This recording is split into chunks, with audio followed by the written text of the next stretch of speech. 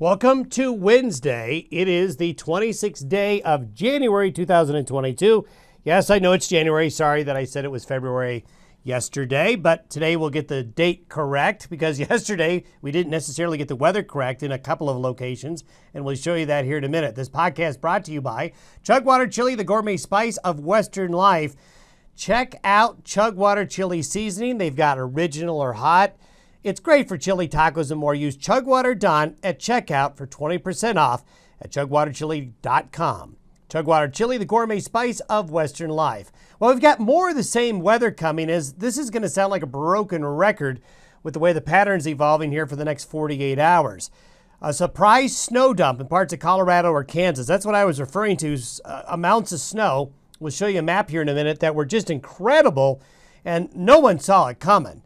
Not even the modeling very close into this event, but there are some parts of Colorado and northwest Kansas that had over 2 feet of snow from this Alberta clipper.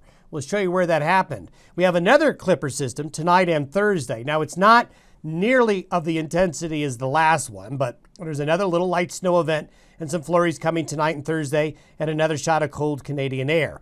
However, it's going to be another good weekend of weather. If you were not able to get out last weekend to go skiing or snowmobiling or just doing some chores outdoors, we've got another good weekend for that coming on up. It won't be perfect, but it won't be bad for the last weekend in January.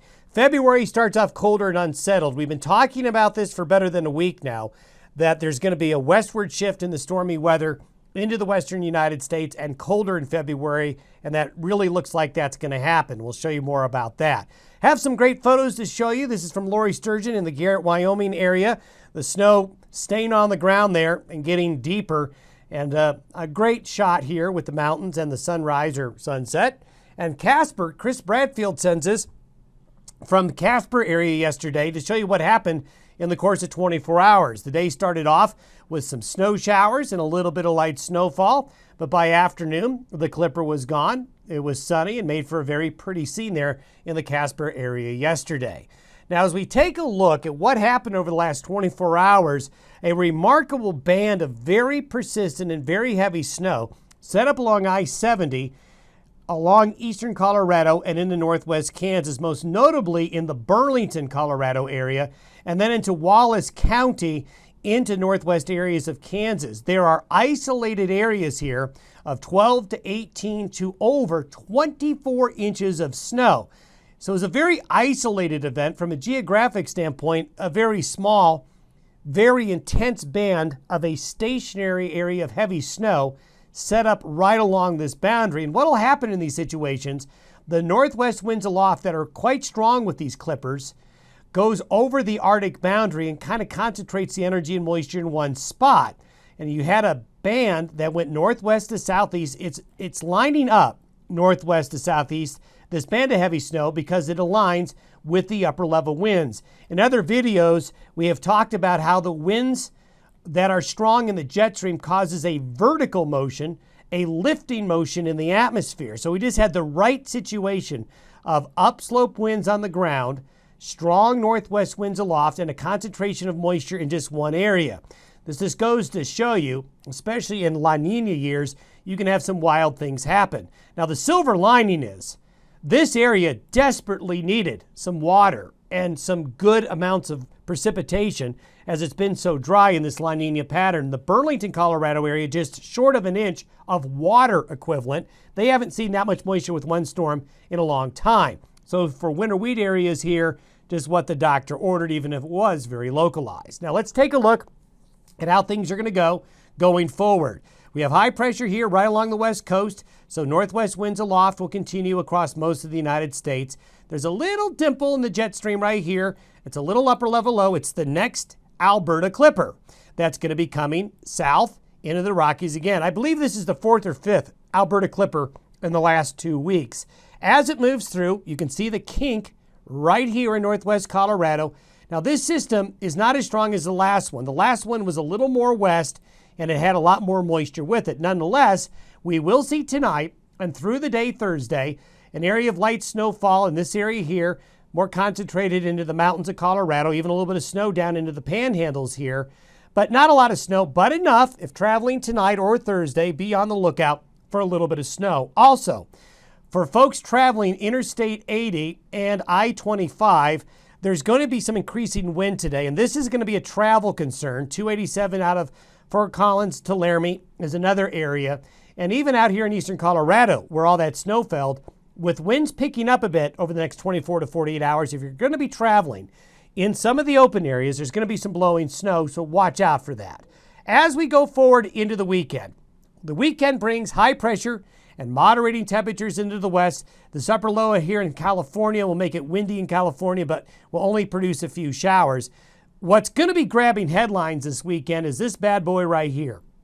We are going to see January in with a bang in the metro areas of the northeastern United States. So if you watch the weather channels, if you watch the cable news channels, you're going to be hearing a lot about this storm as we get into the weekend. Talk about picking on the metro areas of the East Coast here.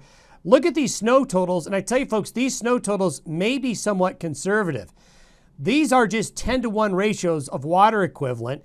We're talking about upwards of 1 to 2 feet of snow maybe in New Jersey. Getting down here, maybe even into parts of D.C.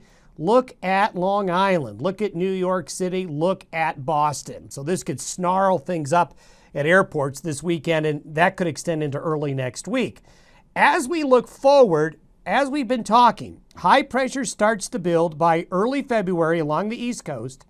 High pressure gets better anchored in the Eastern Pacific, and look what happens. A trough develops in the western United States while a ridge develops in the east. So what'll happen is this will be the big melt. They're going to see a much warmer pattern developing early next week.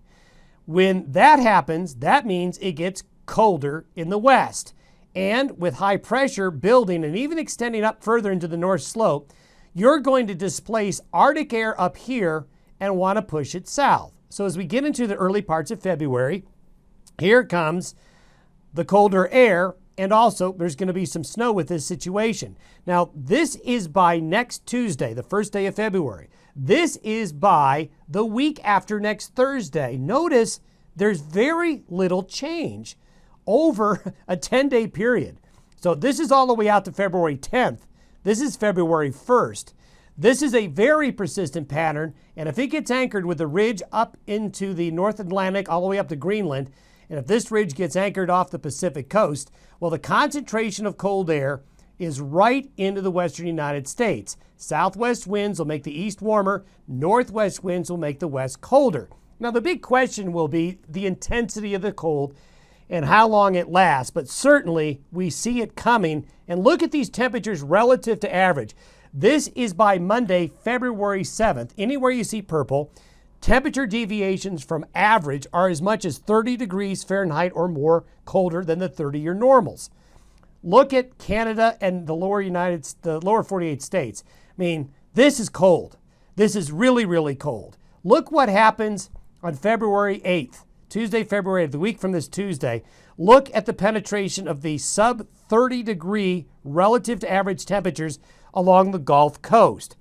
So when you look at this, you get some deja vu from what happened a year ago in February of 2021. So we're going to keep an eye on it for you. We have to put a big question mark on this because this is a very long-range forecast. We'll keep an eye on it for you, but February could be a very interesting month with the weather, energy prices, and everything across the central and western United States. So lots going on weather-wise after we get through this week. Have yourself a good Wednesday. We'll talk to you tomorrow.